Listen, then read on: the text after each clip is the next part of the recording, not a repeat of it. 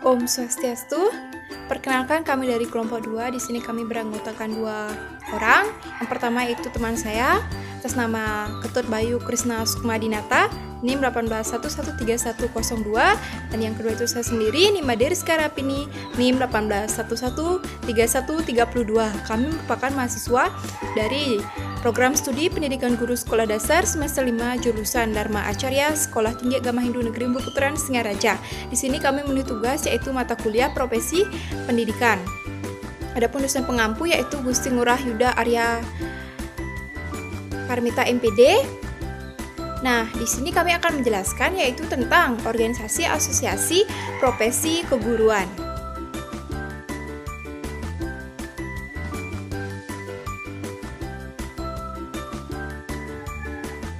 Nah, adapun yang akan kami bahas yaitu pada pembahasan kali ini, yang pertama yaitu pengertian dan sejarah organisasi asosiasi keprofesian, yang kedua yaitu kebijakan pemerintah mengenai organisasi asosiasi keprofesian, dan yang ketiga yaitu fungsi organisasi asosiasi keprofesian. Nah, untuk mempersingkat waktu, untuk penjelasan yang pertama yaitu akan dipaparkan oleh teman saya, Bayu. Di sini saya akan membahas tentang pengertian dan sejarah organisasi asosiasi keprofesian. Nah, yang pertama saya akan mulai dari definisi organisasi asosiasi keprofesian. Organisasi profesi keguruan berasal dari 3 kata, yaitu organisasi, profesi, dan juga keguruan atau guru. Ada banyak pendapat yang mengemukakan pengertian dari asosiasi, di antaranya sebagai berikut. Yang pertama ada Stoner, yang kedua ada James Mooney, dan yang ketiga ada Chester E. Bernard. Nah, yang pertama menurut Stoner, organisasi adalah suatu pola hubungan-hubungan yang melalui mana orang-orang di bawah pengarahan manajer mengejar tujuan bersama. Yang kedua menurut James D. Mooney, organisasi adalah bentuk setiap perserikatan manusia untuk mencapai tujuan bersama.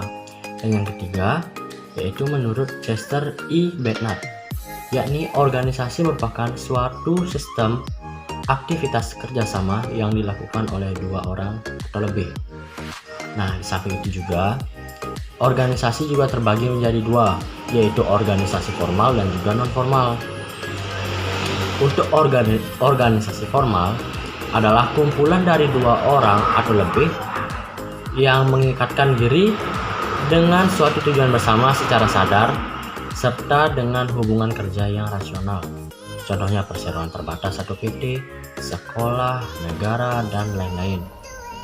Sedangkan organisasi informal adalah kumpulan dari 2 orang atau lebih yang terlibat pada suatu aktivitas serta tujuan bersama yang tidak disadari. Contohnya ada arisan ibu-ibu atau belajar bersama anak-anak SD. Nah, sedangkan profesi adalah jabatan atau pekerjaan yang menuntut keahlian seseorang dan dapat melalui adanya proses pendidikan.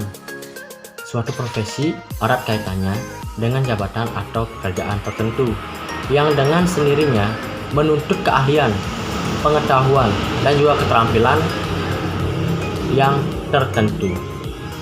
Nah, dan guru adalah pendidik dengan tugas utamanya mendidik, mengajar, membimbing, melatih, dan juga mengevaluasi.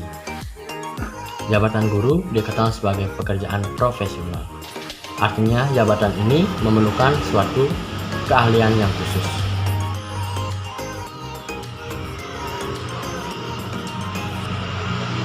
Nah, dari kata organisasi profesi dapat diartikan sebagai organisasi yang anggotanya adalah para praktisi yang menetapkan diri sebagai profesi dan bergabung bersama untuk melaksanakan fungsi-fungsi sosial yang tidak dapat mereka laksanakan dalam kapasitas mereka sebagai individu. Nah, organisasi profesi merupakan suatu wadah tempat para anggota profesi tersebut menggabungkan diri dan mendapatkan perlindungan. Jadi dapat disimpulkan bahwa organisasi profesi guru adalah suatu wadah perkumpulan orang-orang yang memiliki suatu keahlian khusus dalam hal mendidik. Saya akan melanjutkan ke materi berikutnya, yakni sejarah singkat organisasi asosiasi keprofesian. Nah, di Indonesia, istilah organisasi sebagai suatu wadah sering digunakan istilah lain seperti ikatan, persatuan, serikat, dan lain-lain. Hal ini dapat kita lihat berbagai penggabungan dan sebagainya. Dalam bidang pendidikan, kita mengenal dengan Persatuan Guru Republik Indonesia atau PGRI, Ikatan Sarjana Pendidikan Indonesia (ISPI), Ikatan Sarjana Administrasi Pendidikan, dan Kelompok Kerja Guru. Organisasi profesi keguruan di Indonesia yang pertama kali dibentuk adalah Persatuan Guru Republik Indonesia atau PGRI pada tanggal 25 November 1945 dalam Kongres Guru Indonesia di Surakarta. Nah, salah satu upaya yang sudah diterbitkan pada kongres tersebut adalah Surat Keputusan Menteri Pendidikan dan Kebudayaan RI nomor 0854/0 tahun 1989 tentang D.2 PGSD, yakni wujud nyata tenaga guru yang ditingkatkan oleh pemerintah, terutama guru SD. Dan sekarang ini pemerintah sudah memberi ancangan bahwa mulai tahun 2015 yang lalu semua guru sekolah menengah sudah harus setara S1, dan untuk mengajar di perguruan tinggi minimal harus lulusan S2 atau magister. Nah, didasari bahwa pelaksanaan sistem pendidikan secara makro dan mikro tidak dapat dilakukan oleh guru saja, namun juga diperlukan tenaga-tenaga profesional dengan bidang luas seperti ahli perencanaan, kurikulum bimbingan dan penyuluhan, teknologi pembelajaran, tenaga peneliti yang diperlukan untuk perkembangan sistem pendidikan. Nah, oleh karena itu, organisasi profesi guru menghadapi tantangan yang cukup berat untuk menunjukkan bahwa bidang-bidang profesi yang ada di lingkungan guru mempunyai sumbangan untuk pengembangan pendidikan di Indonesia. Tantangan organisasi profesi ini tidak lepas dan bagaimana usaha LPTK dalam mempersiapkan tenaga guru. Nah, di sini saya akan melakukan presentasi dari Bayu. Yang kedua itu kebijakan pemerintah mengenai organisasi asosiasi keprofesian. Nah, dalam Undang-Undang Nomor 14 Tahun 2005 Pasal 7 Ayat 1 disebutkan bahwa guru harus memiliki organisasi profesi yang mempunyai kewenangan mengatur hal-hal yang berkaitan dengan tugas keprofesian guru. Sedangkan dalam Pasal 41 Ayat 3 dipaparkan bahwa guru wajib menjadi anggota organisasi profesi. Ini berarti setiap guru di Indonesia harus bergabung dalam suatu organisasi yang berfungsi sebagai wadah usaha untuk membawakan misi dan memantapkan profesi guru. Di Indonesia, organisasi ini disebut dengan Persatuan Guru Republik Indonesia atau disingkat dengan PGRI. Nah, dalam Kode Etik Guru Indonesia Butir 8 disebutkan bahwa guru secara bersama-sama memelihara dan meningkatkan mutu organisasi PGRI sebagai sarana perjuangan dan pengabdian. Ini makin menegaskan bahwa setiap guru di Indonesia harus tergabung dalam PGRI dan kewajiban serta bertanggung jawab untuk menjalankan, membina, memelihara, dan memajukan PGRI sebagai organisasi profesi, baik sebagai pengurus ataupun sebagai anggota. Selanjutnya yaitu ketentuan mengenai organisasi profesi diatur dalam Pasal 41 Undang-Undang Guru sebagai berikut. Yang pertama, guru membentuk organisasi profesi guru yang bersifat independen. Selanjutnya yang kedua, organisasi profesi sebagaimana dimaksud pada ayat 1 berfungsi untuk memajukan profesi, meningkatkan kompetensi, karir, wawasan kependidikan, perlindungan profesi, kesejahteraan, dan pengabdian pada masyarakat. Yang ketiga itu guru wajib menjadi anggota organisasi profesi. Yang keempat yaitu pembentukan organisasi profesi sebagaimana dimaksud pada ayat Satu, dilakukan sesuai dengan peraturan perundang-undangan. Selanjutnya, yang kelima yaitu pemerintah dan atau pemerintah daerah dapat memfasilitasi organisasi profesi guru dalam pelaksanaan dan pengembangan profesi guru. Dan yang terakhir yaitu dalam pasal 42 dinyatakan tentang wewenang organisasi profesi guru sebagai berikut. Yang pertama, menetapkan dan menegakkan kode etik guru.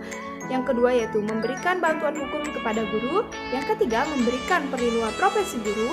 Yang keempat, melakukan pembinaan dan pengembangan profesi guru. Dan yang kelima itu memajukan pendidikan nasional. Selanjutnya itu fungsi organisasi asosiasi keprofesian. Nah, organisasi asosiasi keprofesian memiliki fungsi dan peranan untuk melindungi kepentingan para anggotanya, kemandirian dan kewibawaan. Kelembagaannya secara keseluruhan yaitu dengan membina dan meningkatkan kode etik, juga berupaya meningkatkan dan mengembangkan karir, kemampuan, kewenangan profesional, martabat dan kesejahteraan para anggotanya. Untuk berkembangnya fungsi dan peran suatu profesi guru membutuhkan pengakuan dari bidang-bidang profesi lain yang berada di masyarakat, terutama yang wilayah bidang garapan pelayanan sangat mirip dan bertautan karena para pengemban suatu profesi sebagiannya sangat memahami dan menyadari batas dan keunikan bidang profesinya serta menghindari sikap arogansi. Selanjutnya yaitu menurut Zaman Satori tahun 2007 pada halaman 4.6-4.8 dalam rangka memberikan bantuan kepada individu atau peserta didik, bimbingan berfungsi untuk hal-hal berikut. Yang pertama, fungsi pemahaman, di mana fungsi pemahaman di sini yaitu bimbingan yang membantu siswa agar memiliki pemahaman diri seperti potensi-potensi baik kelebihan maupun kelemahannya dan lingkungan seperti fisik, sosial, budaya dan agama. Selanjutnya yang kedua itu fungsi preventif, di mana fungsi preventif di sini yaitu fungsi yang berkaitan dengan upaya pembimbing ya untuk senantiasa mengantisipasi berbagai masalah yang mungkin terjadi dan berupaya untuk mencegah supaya masalah itu tidak dialami siswa. Selanjutnya ketiga itu fungsi pengemban. Fungsi pengemban di sini yaitu fungsi bimbingan yang sifatnya lebih proaktif dari fungsi-fungsi lainnya. Selanjutnya yang keempat itu fungsi perbaikan. Fungsi perbaikan yaitu fungsi bimbingan yang bersifat kuratif atau penyembuhan. Selanjutnya fungsi organisasi profesi keguruan. Di sini ada 4. Yang pertama itu sarana komunikasi, silaturahmi dengan guru, sekaligus sebagai pusat informasi tentang pembelajaran dan pendidikan. Selanjutnya yang kedua yaitu wadah pembinaan dan pengembangan sikap profesional guru dan perlindungan atas haknya. Yang ketiga yaitu mitra pemerintah dan perguruan dalam peningkatan kualitas pembelajaran pendidikan. Dan yang terakhir yaitu sebagai sarana untuk melakukan perubahan-perubahan dan inovasi pendidikan di sekolah-sekolah ke arah yang lebih baik. Jadi sekian yang dapat kami paparkan tentang materi yang telah kami bawakan. Jika terdapat kesalahan baik yang disengaja maupun tidak disengaja, kami mohon maaf. Akhir kata kami tutup dengan Parama Santi. Om Santi Santi Santi Om.